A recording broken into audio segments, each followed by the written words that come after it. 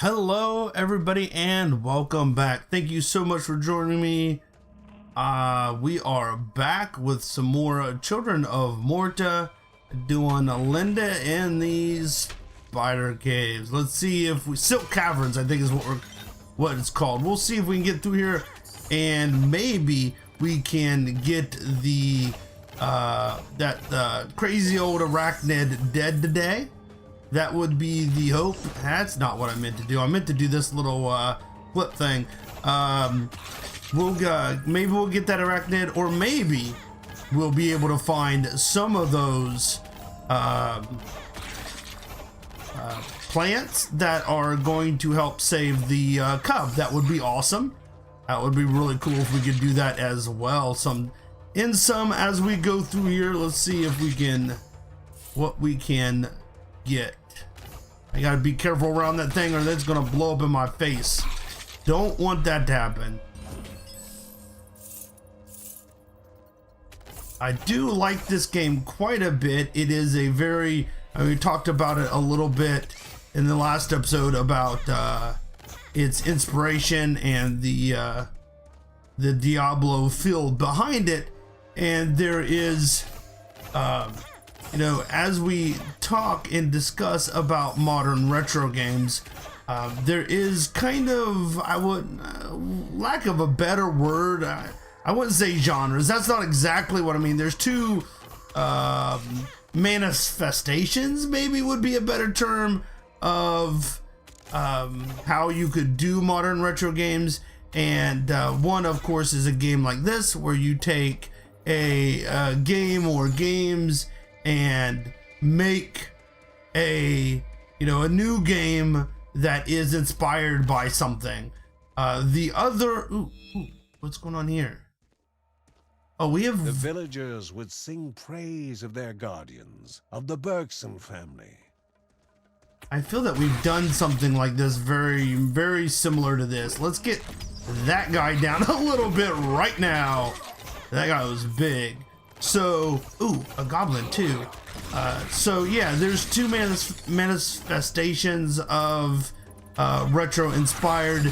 Those would be something like this, and then there is also the games that are made for the consoles. The retro consoles. So there are a few games. A lot are coming out, more and more. There's been several games that have been released on released recently on Kickstarter, or funded, I guess would be a better word, on Kickstarter, where there's new Nintendo games, new Sega games for either the NES or the Super Nintendo. Well, I think I felt I did this before. Strained breaths. They got it out. Some locals were in danger. Okay, well, that's kind of nice. To reset the cooldowns will definitely help out a little bit.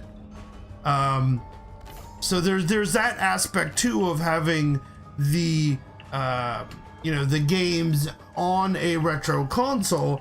And I mean, I'm not going to say one is better than the other.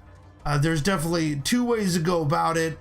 It's just that I don't know. When I look at it, yes, there is a lot more that has been learned in the last 30 years or 40 years, 40 plus years of gaming, where you could take something. Hey, you look at the difference between what's the word I want to use, like the beginning of the Nintendo lifespan and the end. Look at the difference between Super Mario Brothers and Wario Woods. I know they're highly different games, but even by looking at them, you can easily tell that one is, was better. That's the wrong button again.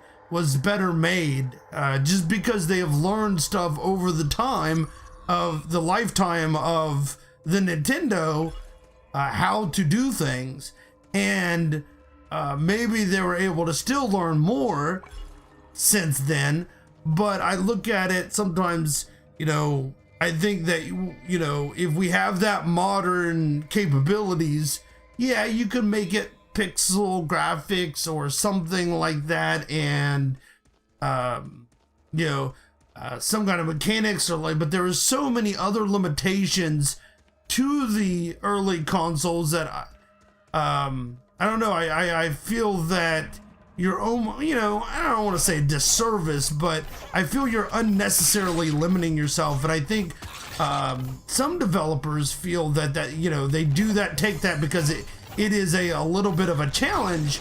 But I don't know. You have all this in front of you, and then you decide to kind of limit yourself. I'm not going to try to say anything bad about a developer that wants to do it one way or the other. It's just that I don't know. It just, I would feel I have played games that I've liked, both liked and disliked, that were made for retro consoles. So it's hard to say that you know, one is better. There is definitely you know, more you can do not on the console. I know that you know, some developers see it as a challenge and want to really try to do that, or the you know, like the NES was very influential in their lives, so their, you know, their dream was to always be able to make a game for it, and there's something to be said for that, and I think that's cool. I think it's still possible to put out good, you know, games. There was games, you know, Super Mario Brothers, Zelda, you know, Castlevania. I mean, there's some very classic, great games out there for the NES, and I think it's still possible to make good games on the NES. And that's, I'm not trying to say it's not. I just, I think I'd rather see, because of all the else we could do, I would rather see games, you know, not, I guess. Man, I'm getting wasted over here. There was a health potion up there somewhere. Kind of got stuck in the corner over there, unfortunately. Oh, there's little slugs. But yeah, I just think that, you know, and with those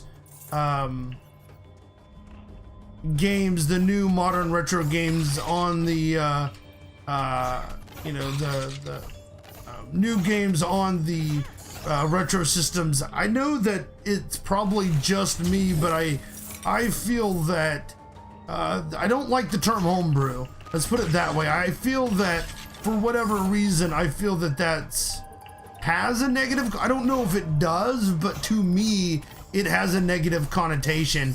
And when I hear the name homebrew, or this, I gotta forget, I only have so much stamina. I can only walk around firing for so long.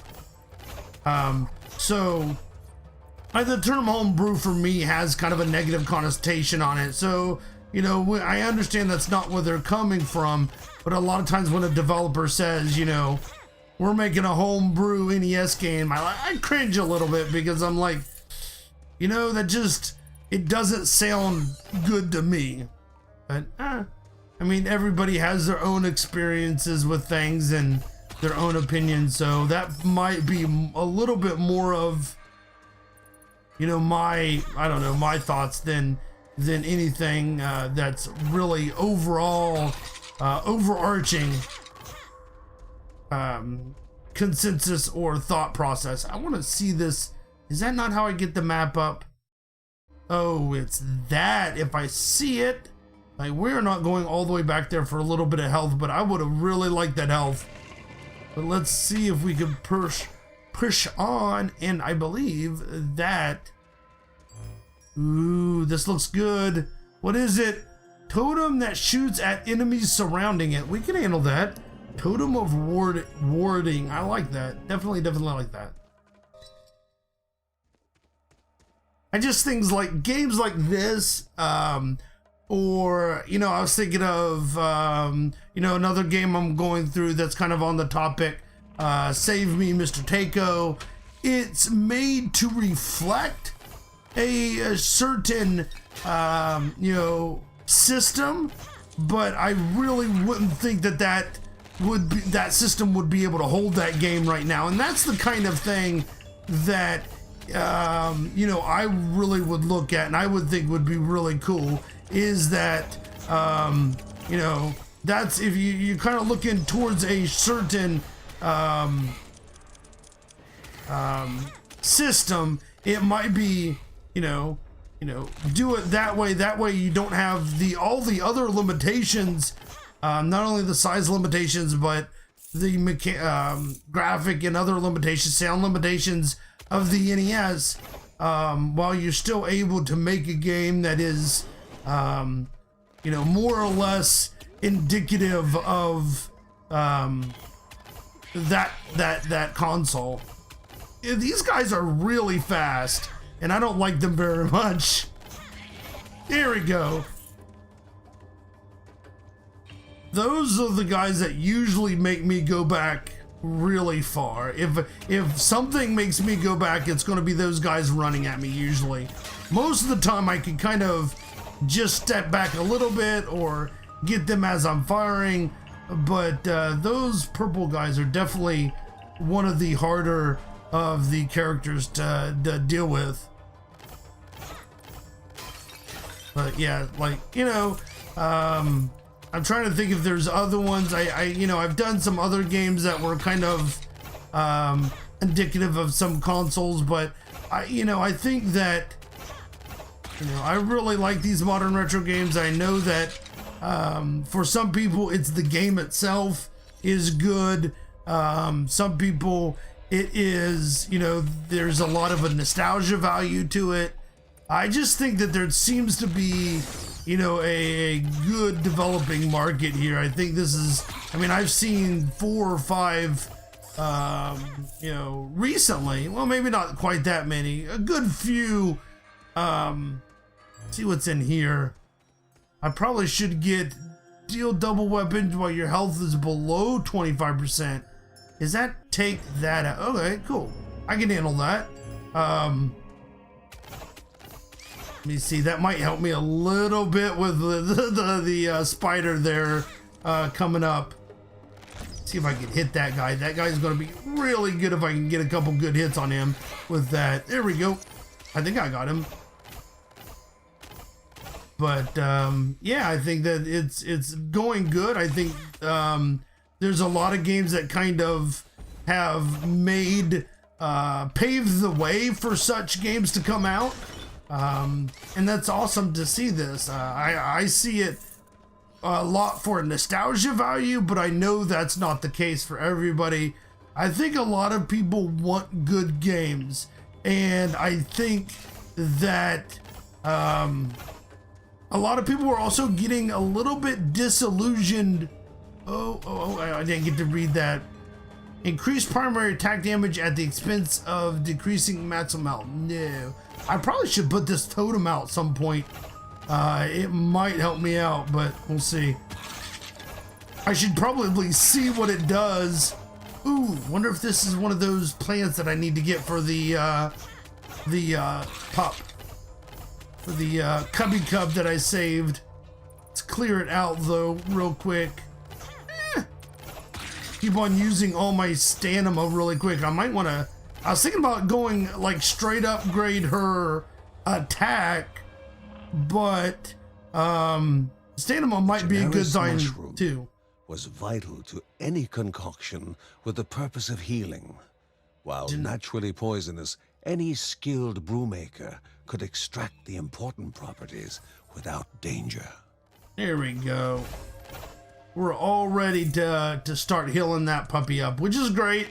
I don't want the puppy to die. I don't know if it will like actually die if I take too long. I don't know. I haven't got that far in the game to know if the puppy will actually die if I don't find the things in a certain amount of runs or whatever. I keep on calling it a puppy. It's probably closer to like a cub. I mean, I guess in a sense a cub is a puppy. You just use the cub, I think, more for wild animals, while you would use you know, puppy may be for tamed. I don't even know where the word puppy came from, so I may be completely off here, but so yeah, I'm really excited to see these games continue to be developed. It's something that I'm very interested in. I've played games my whole life. Started out with, you know, an Atari 2600, and it's just excited to kind of see this kind of, you know, almost simplicity. Maybe it's the games. It's just a simpler game to play. I mean, I wouldn't say that this one necessarily is a simple game.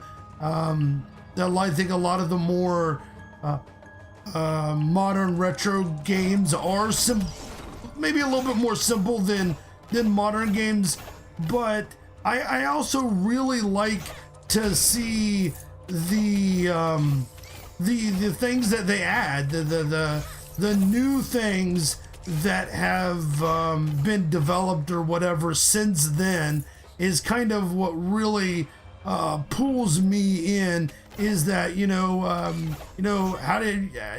played Diablo a lot. I've actually played quite a bit of Diablo and Diablo 2, and to see a game like that has these roguelike mechanics with the permadeath,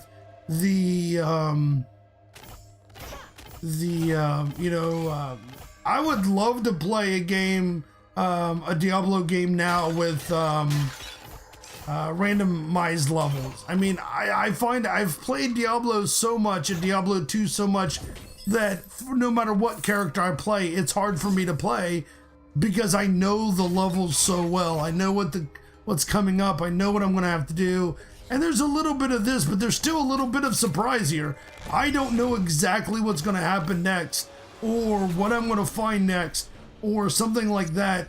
And I think that's exciting. And that's something that you don't see in... Are there two? It looked like there were two of those guys there for a second. And that kind of aspect of, you know, that randomizing is really cool. And those added mechanics that, you know, I wouldn't say necessarily developed later, because I think probably the original Rogue game was probably made before Diablo. You know, the thoughts of this and roguelikes becoming much more popular since then, you know, really is a neat aspect and a neat, you know, mechanic to explore in a game like this. So that's kind of really what I like to see, and why I like to see that. I like the little bit of nostalgia, but I also really like to see the combinations of my favorite games with something new, and that's just awesome. Really excited to see. I want to try to get away from this guy a little bit before I shoot that again, because he's so fast. It's hard to get him to, there we go, kind of stop while the arrow shoots, I guess, kind of is what, you don't want to get him too close. Woo, another level, sweet. I like it. Let's see, no, is it that button? There we go. So I could do, well, how'd I get there? What do we got? Inner rhythm, my sudden little increases with each arrow loosened, or push our abilities to their max drastically attack speed. No. I'm thinking this. I would like to get this up some more, really. I do not have 3 skill points, it doesn't look like. I could do this with 2, which wouldn't be a bad thing. Or I could do, this one requires 1, and that requires 1. I think I'm gonna go with this one for right now. I need to really pull that that stamina out more. I need to be able to move around a little bit more, if I feel. Well, hello. So to me, it's to see those. Yeah, I love this game. I love, you know, whatever game it is that they may be emulating, but I want to see something new with it, you know, and that's kind of, I love the pixel graphics. I like, you know, this or that in, you know, in the scenario, or this mechanic was really amazing when I first saw it in this game. And now, you know, 30 years later or more, maybe, that, you know, we've developed games so long and so many different styles have been made since then, to be able to see, you know, what they have added, what they have combined now that things are a little bit different is pretty amazing. Or even taking other retro games and kind of combining them together into something new is also a cool aspect of that. You know, I never thought that these 3 or 4 games would have been kind of shoved together to make this awesome other game, and that's just awesome to see. The kind of thought process that these developers have. I'm trying to get a shot at this guy. There we go. What do we get? Oh, we got money and health, which is good. That's what we needed. Trying to find the way out, almost, I guess, for lack of a better term. There is a health back there that looks like I missed. Oh, did I not get that one? Okay, sweet. Picked it up now. I think we're going to be heading very close to the end here. Oh, this is the shop. Cool. Let's go check out the merchant and see what he has. Strange thing could have dragged grandmother this far. The will of Rhea will flow in those still obelisks to aid the Guardians. This was the only thing Margaret silently whispered. I was wrong. It's not the merchant. It's something new. Oh, well, that's pretty cool. So it looks like we unlocked something else there, which is kind of neat. So let's run up here and see if we can find our way to another opening. I'll run over here real quick and grab this health potion. Let's see which way. It's probably, there's another one, but I'm not going for that one way up there. I'm all maxed out too right now, so I'm kind of looking for the spider den right now. We are, oh, I believe that's it right there. This might be, there we go. Friend, the shopkeep greeted. Don't mind the occasional blood stain on the merchandise. Slow enemies would be really, really good. Constant health regeneration. Health globes heal less. That's kind of neat. Ring of generation. I would like to buy that, actually. Are these all cost different? Okay. Little green crystal things. I think what we're gonna do, small chance to recover. I'm not sure which is gonna be better, this one or this one.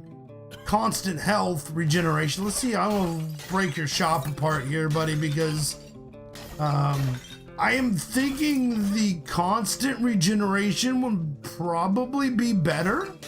Maybe. You have any other stuff back here? Small chance of gaining health is that small chance that I don't like. So I'm gonna grab the Ring of Regeneration, which sounds so Diablo-esque, really, that it's kind of crazy. I got all kinds of stuff here. What do I have? Save. I think those are my quest items. Yeah, it must be my... What am I doing? I'm not sure what that does. There's way too many little gain constant, so we're gonna pop that down and right button when we get in there.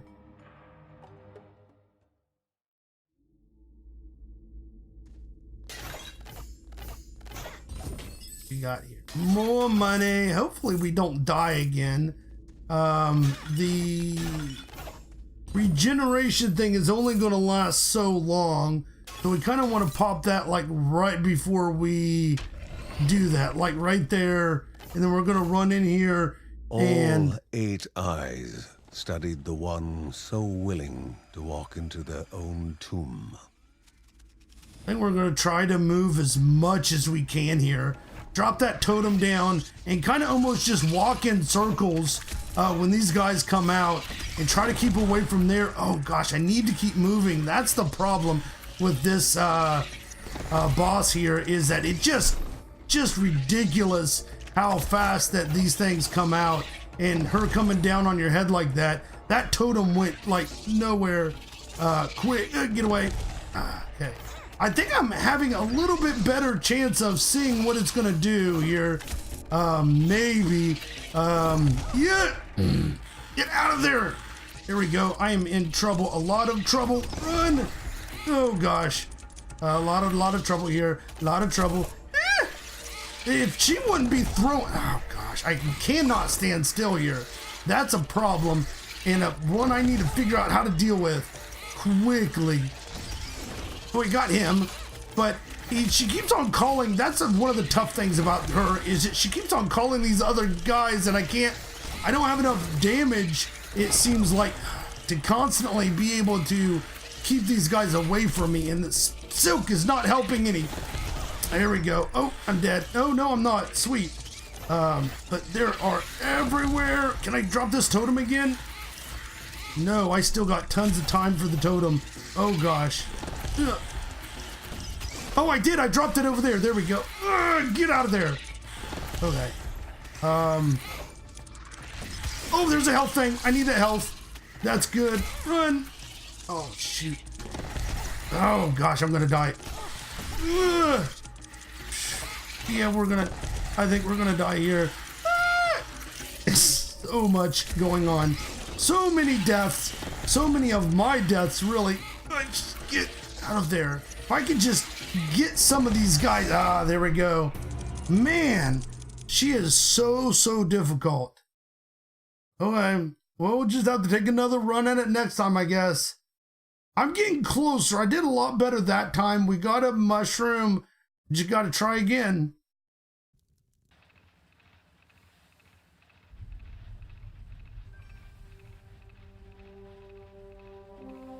A set of daggers made just for him. They would be his guide to finding himself, his focal point. The boy tested them. They felt good. Not too heavy, not too light. Like an extension of himself.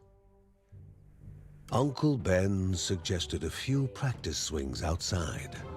The daggers sliced the air, guided with an easy grace. His nephew was clearly a natural with the blades and would be ready to join his father and sister in no time. But the boy's mother had words on that subject. 2 of her children were already risking their lives, and she would not have her precious little boy out there as well. Regretfully, he took the daggers away. Who was he to argue with a mother when it involved her child? Handing over the daggers was like abandoning a part of himself. He was meant for them, meant to be out there fighting for what was right. He just needed to convince them.